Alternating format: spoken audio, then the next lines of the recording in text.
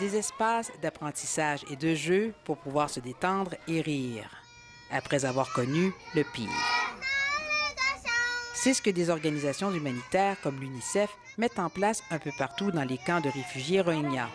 Nour Kayas, 9 ans, explique que sa mère a été tuée par l'armée birmane. Quand ça ne va pas, elle se tourne vers sa meilleure amie. On prend soin l'une de l'autre, dit-elle. Sinon, les enfants peuvent aussi parler à des psychologues.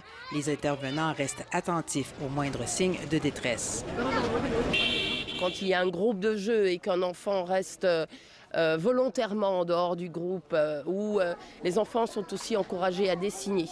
Prendre soin de l'esprit, mais aussi des corps dans ces camps où il manque encore de tout. Eau, installations sanitaires, refuges adéquats, nourriture. Plusieurs ONG parlent d'un risque de malnutrition aiguë. Bon nombre d'enfants ne mangeaient déjà pas à leur faim avant de prendre le chemin éprouvant de l'Exode.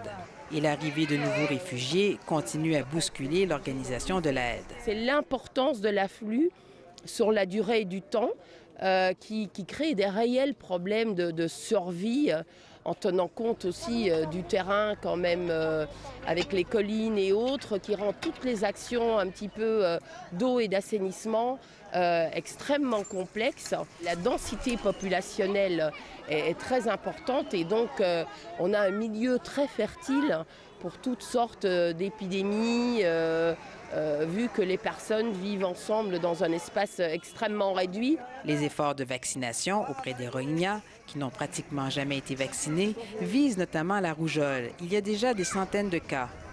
C'est la course contre la montre, avant la saison des pluies, pour rendre les camps plus salubres. Et dans ce chaos, cette école sert de point d'ancrage, selon ce professeur.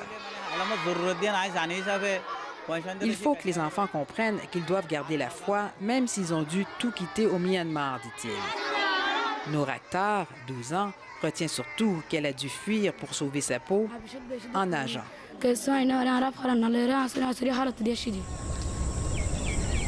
Ces arbres que vous voyez derrière moi, c'est là où se situe le No Man's Land, une étroite bande de terre qui est entourée d'eau. Et c'est l'endroit où des dizaines de milliers d'enfants et d'adultes Rohingyas ont dû attendre parfois jusqu'à 2 ou 3 jours avant de franchir un dernier cours d'eau pour arriver ici en sol bangladais.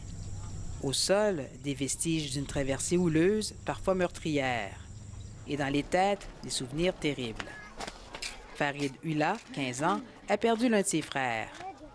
Il a aussi perdu de vue plusieurs membres de sa famille dans cet immense camp de réfugiés. Et il n'en revient pas d'avoir à vivre ici. Rien à voir avec notre belle maison, mais elle a été incendiée, dit-il. Pour occuper les adolescents, il n'y a pas d'école, comme pour les plus petits, et peu d'encadrement dans les camps.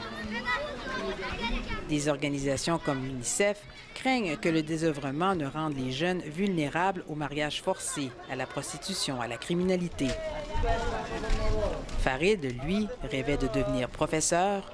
Aujourd'hui, il dit qu'il ne se voit plus d'avenir. Ici Annick Béraud, Radio-Canada, dans les camps de réfugiés Rohingyas au Bangladesh.